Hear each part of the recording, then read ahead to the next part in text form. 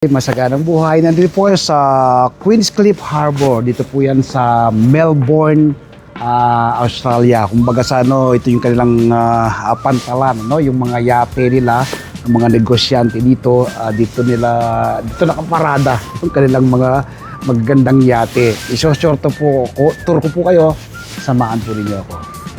So yun po yung kanilang mga yate, magagarang yate ng mga big time businessman dito, no? Yan, kuta natin sa kabilang side. Yan, di ba? Ang ganda. Pampanito.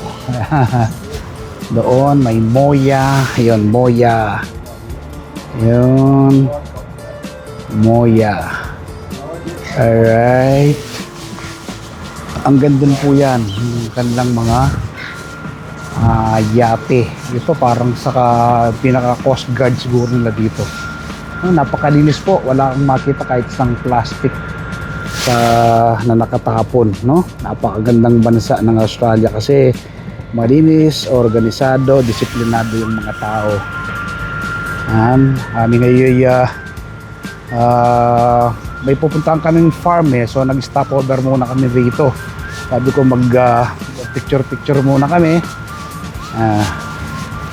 Ganda, pag-ibig natin yung mga ayate pa nila rito. Yung side.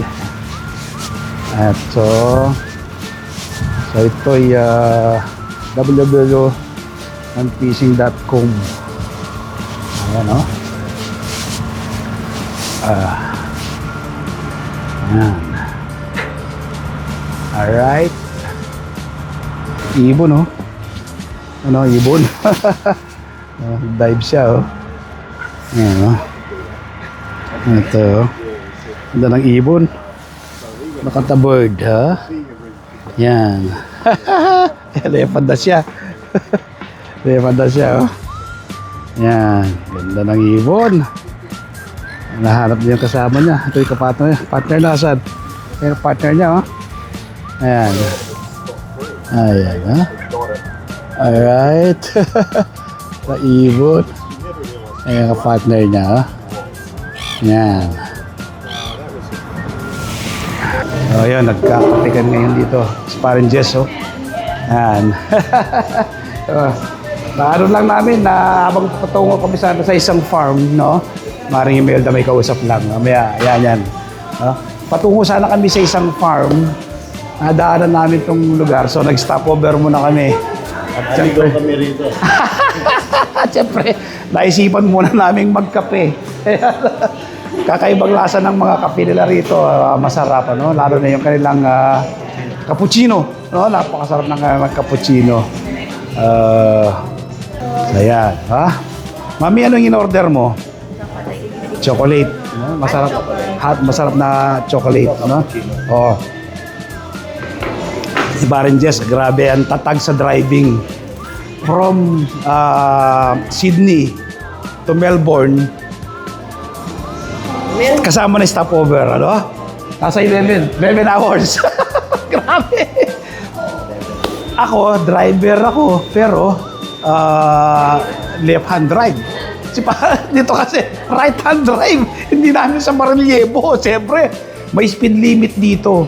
Yung speed limit, pag sinabing 110, takbo mo straight 110.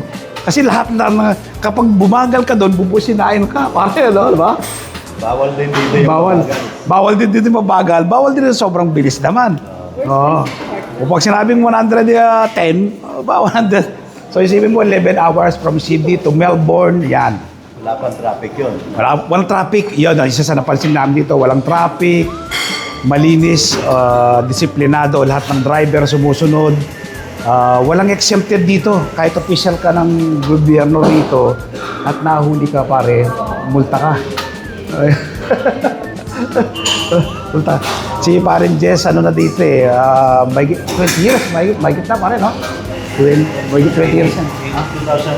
2008. 2000. 18 years. So, 18 years. So, migrate na sila dito ng kanyang pamilya, Si Maring Mayet. Pare, sasamantalain namin on behalf of Lyson and Reco Hermoso family, no? Wala yun. Kami taos puso nagpapasalamat siyempre sa iyo, Maring Mayet at sa pamilya mo.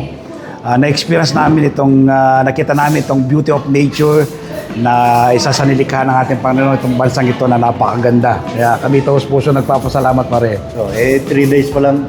Pang ilan days natin? Pang 4 days. 4 days. Yes, 4 days. Marami pa tayong pupuntahan. Yes, so marami pa kaming Sa laki iikutan. ng Australia, kulang yung 2 weeks. Talaga naman, no. Si paring Bobby, nasan siya? CR pa? Oo. Pare, shoutout mo nga yung mga followers mo dyan, pare. Shoutout mo. Oh. Subscribe and follow ang Magsasakang Reporter, ha? Nako, talaga naman. Air Liaison. Yun. Si paring Jess, meron din po siya. Ano nga yung YouTube mo, pare? Your Car Doctor, Jess. Yan, Your Car Doctor. Kapag mayroon po kayong... YouTube. Yes, sa YouTube po yan. Mag-subscribe po kayo. Your Car Doctor. More on Simple tips. simple tips. Mga troubleshooting, Yes. mechanical. Ayun. Kotse. Ayun. Kilala nyo po siguro yung bagong dating na yan. Ayan, kita mo. Ayan, si paring Bobby Reco Hermoso. Ayan. Kaya sabi ko kanina, nagpapasalamat tayo sa pamilya ni paring Jess at na-experience natin itong ganda ng Australia dahil sa hinos na tayo. Yes. Si paring Bobby, shoutout mo nga yung mga followers mo dyan. Oh, sa mga followers ko na bilang yan, ha? Sa kayo dyan. Yes. Baka lagi kayong masaya, Yes. ligtas. Yes. Kung nag-i-enjoy din kami dito sa ngayon sa Australia. Yeah, no? So ito po yung ikaapat na araw namin, no? Marami kaming obserbasyon, nakita, kakaiba. Kaya kinukumpara ko, no? Patungo sana kami sa isang farm pero nag-stopover muna kami dito para kami ay magkape, cappuccino. So stay tuned. God bless, bye-bye.